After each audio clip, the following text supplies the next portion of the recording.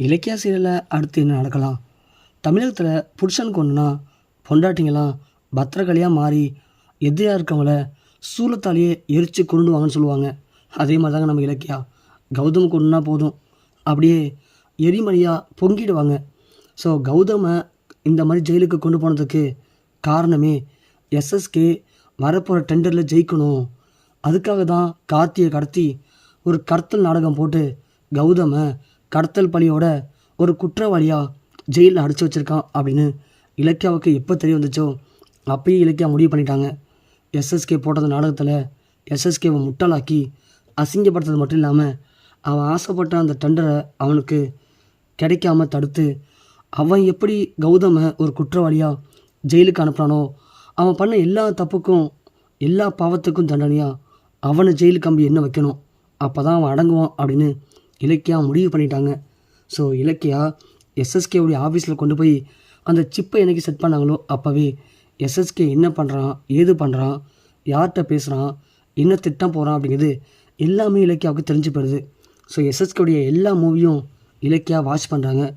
அதுபடி தான் பைரவி மூலயமா எஸ்எஸ்கே இலக்கியா வச்சுருக்க கொட்டேஷனை திருட போகிறோம், அது மூலயமா டெண்டர் ஜெயிக்க போகிறோம் அப்படின்னு எஸ்எஸ்கே பேசுன எல்லாத்தையும் கேட்டு இலக்கியா ஸ்மார்ட்டாக மூவ் பண்ணி எஸ்எஸ்கே விட ஒரு ரூபா கம்மியாக கோட் பண்ண கொட்டேஷனை வச்சு டெண்டரை கைப்பற்றுறாங்க.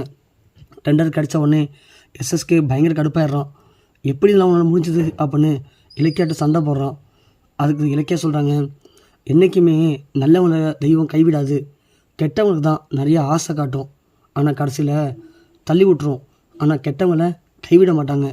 இப்பயாச்சும் தெரிஞ்சுக்கோ உன் புத்தி எப்படி இருக்குன்னு சொல்லி. நீ எவ்வளோ மோசமானவன் அப்படிங்கிறதுக்கு இதுவே சரியான ஒரு ஆதாரமாக இருக்கும். ஏன்னா நீ நினச்சது எல்லாம் ஆரம்பத்துலேருந்து இப்போ வரைக்கும் சரியாக போச்சு, ஆனால் கடைசியில் நீ தோற்று போய் நிற்கிற. இன்னும் அசிங்கப்படுத்தணும்னு வந்த லாஸ்ட்டில் நீ தாண்டா அசிங்கப்பட்டு நிற்கிற. இந்த ஒரு டெண்டருக்காக தானே கார்த்தி கடத்தல் நாடகம் போட்டு கௌதம குற்றவாளியாக ஜெயிலுக்கு அனுப்பினேன். ஆனால் அதே கடத்தல் நாடகத்தை வச்சு இந்த டெண்டரை நான் இப்போது ஜெயிச்சிட்டேன். இப்போது கார்த்தியை கடத்தி வச்சுருக்கிறது நீ தானே, எனக்கு நல்லாவே தெரியும். கண்டிப்பாக கார்த்தியும் மீட்டு இந்த கடத்தலுக்கு பின்னாடி இருக்கிறது யார் அப்படின்னு போலீஸுக்கு தெரிய வைக்க தான் போகிறேன். கௌதமுக்கு இதுக்குன்னு சம்மந்தம் இல்லைன்னு கண்டிப்பாக கார்த்தியும் புரிஞ்சுப்பான். கௌதம் நிரபராதின்னு கோர்ட்டும் அவரை ரிலீஸ் பண்ண தான் போகுது. இது எல்லாமே நடக்க தான் போகுது, நீ வேணால் பார்த்துக்கோ அப்படின்னு சொல்ல தாட்சாயணி ஒன்று, இலக்கியா என்ன டெண்டரில் ஜெயிச்சிட்டோன்னு சொல்லி ரொம்ப ஓவராக ஆடிட்டுருக்கியா, இங்கே பாரு ஏதோ போனால் போகுது அப்படின்னு கொஞ்சம் பொறுமையாக போயிட்டுருக்கேன். என் பொறுமைக்கு ஒரு எல்லை இருக்க இலக்கியா, நீ ரொம்ப என் இமேஜை டேமேஜ் பண்ணிகிட்ருக்க. நான் கொந்தளிச்சனா என்ன நடக்கணும்னு தெரியாது. வாயமோடு என்ன பண்ணுவேன், என்னடி பண்ணுவேன்? ஒரு டெண்டருக்காக ஒருத்தன் குடும்பத்தில் இருக்கிற ஒரு பையனை கடத்தி அவனை ஜெயிலுக்கு அனுப்பி என்னென்ன கேவலமாக அவளை பார்த்துட்ருக்கேன். அடிக்கடி சொல்லுவியே பணத்துக்காக ஏன் இப்படிலாம் பண்ணுறேன்னு. நீ தாண்டி பண பேயாக இருக்க, பணத்துக்கு தானே இவ்வளோதையும் பண்ணுற. எங்கள்கிட்ட வந்து எங்களை வாழ விடுங்க, நாங்கள் பிஸ்னஸில் நம்பர் 1 இருக்கணும், இந்த டெண்டர் எங்களை விட்டு கொடுத்துருங்கன்னு கேட்டுதா நாங்களே விட்டு கொடுத்துருப்போம். நாங்கள் ஒன்றும் ஒன்றை மாதிரி பணம் ஆசை பிடிச்ச அழியல. ஆனால் பணத்துக்காக இப்படி ஒரு கேவலமாக வேலை பார்க்குறியே, நீங்களாம் ஒரு பொம்பளையா அப்படின்னு எல்லோரும் மறுபடியும் அசிங்கப்படுத்துகிறாங்க இலக்கியா. எல்லோரும் பார்க்கவும் தாட்சாயணிக்கு ரொம்ப அசிங்கமாக இருக்குது. இங்கே பாரு இலக்கியா, வேண்டாம், தேவையில்லாத பேசி பிரச்சனை பண்ணாத. என்ன பண்ணாத? ஹலோ, இங்கே இருக்க எல்லோரும் பார்த்துக்கோங்க. இவங்க பிஸ்னஸ் பண்ணணும் அப்படிங்கிறதுக்காக என் புருஷன் பண்ணாத ஒரு தப்பாக பண்ணேன்னு சொல்லி கௌதம் இன்னைக்கு ஜெயிலுக்கு அனுப்பியிருக்காங்க. நீங்கள் வேணால் பாருங்கள், இன்னும் 2 நாளில் இந்த தாட்சாயணி எஸ்எஸ்கே யாருங்கிறத நீங்கள் எல்லோரும் பார்க்க தான் போகிறீங்க. அதே மாதிரி கௌதம் எந்த தப்பும் பண்ணல, நிரபராதி அப்படின்னு வெளியே வரதான் போகாது. அப்படி 2 நாளாக நிரூபிக்கலை அப்படின்னா அதுக்கப்புறம் நீங்கள் எல்லோரும் என்ன சொல்லி நான் கேட்குறேன். அப்படி 2 நாளில் இவங்க தான் குற்றவாளி நிரூபிச்சிட்டானா இவங்க இதுக்கப்புறம் எந்த ஒரு பிஸ்னஸும் பண்ணக்கூடாது, எந்த ஒரு டெண்டர்லையும் கலந்துக்கூடாது, ஓகேவானு கேளுங்க அப்படின்னு சொல்ல எல்லோரும் என்ன எஸ்எஸ்கே என்ன உங்களுக்கு வந்து சோதனையாக இது அப்படின்னு கேட்குறாங்க. எஸ்எஸ்கே பதில் பேச முடியாமல், தாட்சாயணி நீ எதுவும் பேச வேணாம், வா முதல்ல இது போகலாம் அப்படின்னு சொல்லி தாட்சாயணி அடிச்சுட்டு எஸ்எஸ்கே ஆஃபீஸ் போகிறாரு. இலக்கியா, அப்பா இந்த தாட்சாயணி எஸ்எஸ்கே 2 பேரையும் நல்லா ஏற்றி விட்ருக்கோம். கண்டிப்பாக இவங்க கார்த்தியை பார்க்க போவாங்க, அப்படி போனால் நம்மள்ட்டையும் மாட்டிப்பாங்க அப்படின்னு ஹெட்செட்டை காதில் போட்டு ரெடியாக காரில் வெயிட் பண்ணுறாங்க இலக்கியா. உள்ளே போனதும் தாட்சாயணி அங்கே இருக்க எல்லாத்தையும் அடித்து நொறுக்குறாங்க. ஆனால் டேபிளில் நம்ம இலக்கியா வச்ச அந்த மைக் வச்ச அந்த சின்ன பேனா வைக்கிறது மட்டும் அப்படியே இருக்குது. எஸ்எஸ்கே தாட்சாயணி என்ன பண்ணுற நீ? கொஞ்சம் பொறுமையாரு. நிதானம் முக்கியம் தாட்சாயணி.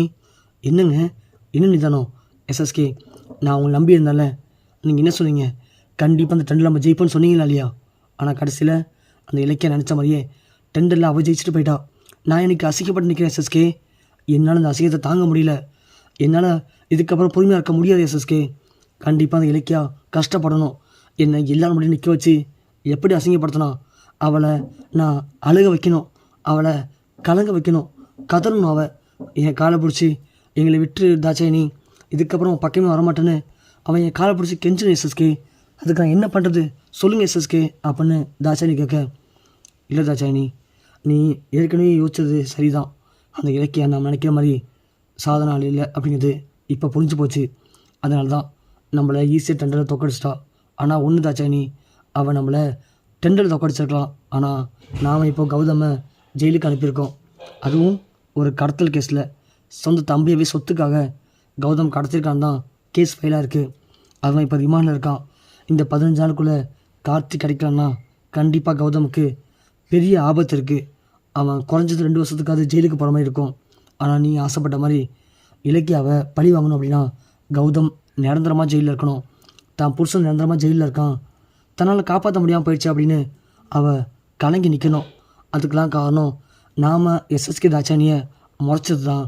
நாம் மட்டும் அன்றைக்கி அந்த டெண்டரில் விட்டு கொடுத்துருந்தா இன்றைக்கி நிலமை வந்திருக்காது அப்படின்னு அவள் வாழ்க்கையில் ஒவ்வொரு நாளும் யோசித்து சாகணும். அதுக்கு நாம் நீ நினச்ச மாதிரி இந்த டெண்டருக்காக கார்த்தியை கொண்டுட வேண்டியதான். கார்த்தியை பலி கொடுத்துட்டா தான் நீ நினச்சது எல்லாமே நடக்கும் தாட்சாயணி. எஸ்எஸ்கே, என்ன சொல்கிறீங்க? ஆமாம் தாட்சாயணி, நான் கூட முதல்ல வேணான்னு சொன்னேன். ஆனால் இப்போது நானே சொல்கிறேன், அந்த கார்த்தியை போட்டு தள்ளிடலாம். போட்டு தள்ளிட்டா பழியை தூக்கி கௌதம் மேலே போட்டுடலாம். கௌதம் நிரந்தரமாக ஜெயிலில் இருப்பான். அப்புறம் எல்லாத்துக்கும் காரணம் நாம தானே குற்றம் அடிச்சில் இலக்கியா நார்மலாக இல்லாமல் அவள் அப்படியே கொஞ்சம் கொஞ்சமாக சாகணும். அதை பார்த்து நீ சந்தோஷப்படு, உன்னை பார்த்து நான் சந்தோஷப்படுறேன் தாட்சாயணி, வா போகலாம் அப்படின்னு சொல்லி 2 பேரும் கிளம்புறாங்க. இலக்கியாவனே நம்ம நினச்ச மாதிரி தாட்சாயணி எஸ்எஸ்கே 2 பேரும் காத்திருக்க இடத்துக்கு போகிறாங்க. இன்றைக்கி அவங்கள கையும் கிளம்ப பிடிச்சி இதுக்கு பின்னாடி இருக்கிறது எஸ்எஸ்கே தான் சொல்லி நிரூபித்து கார்த்தியை கடத்தி நாடகம் போடுறது எல்லாமே எஸ்எஸ்கே தாட்சாயணியோட வேலை தான். இந்த கடத்தலுக்கும் கௌதமுக்கும் எந்த சம்மந்தமும் இல்லை. பணத்துக்காகவும் டெண்டருக்காகவும் ஆசைப்பட்டு தான் இதெல்லாம் பண்ணாங்கன்னு நிரூபித்து கௌதமை வெளியே கொண்டு வந்துட்டோம்னா இந்த எஸ்எஸ்கே தாட்சாயணி 2 பேரும் ஜெயிலுக்கு போயிடுவாங்க.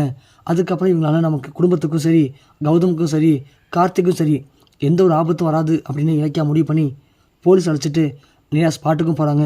எஸ்எஸ்கே தாட்சாயணி கார்த்தியை போய் பார்க்கும்போது கையும் களமாக போலீஸில் மாட்டிப்பாங்க. அதுக்கப்புறம் போலீஸ் கார்த்தியை காப்பாற்றி இந்த கடத்தலுக்கு பின்னாடி இருந்தது எஸ்எஸ்கே தாட்சாயணின்னு சொல்லி 2 பேரும் பிடிச்சி ஜெயிலே போட்டுருவாங்க. ஸோ கௌதம் எந்த தப்புமே பண்ணலை, அவர் நிரபாதி அப்படின்னு இலக்கியா டெண்டரில் எப்படி ஜெயித்தாங்களோ அதே மாதிரி கௌதம் வெளியே கொண்டு வந்து எஸ்எஸ்கே தாட்சாயணியை ஜெயிலுக்கு அனுப்பி அவங்க மூஞ்சில் கரியை பூசி இலக்கியா என்னால் எது வேணும் பண்ண முடியும், தான் புருஷனுக்கானா எது வேணும் பண்ணுவேன்னு பைரவி முடியும் நிரூபித்து பெரிய ஒரு சாதனையும் பண்ணுறாங்க நம்ம இலக்கியா.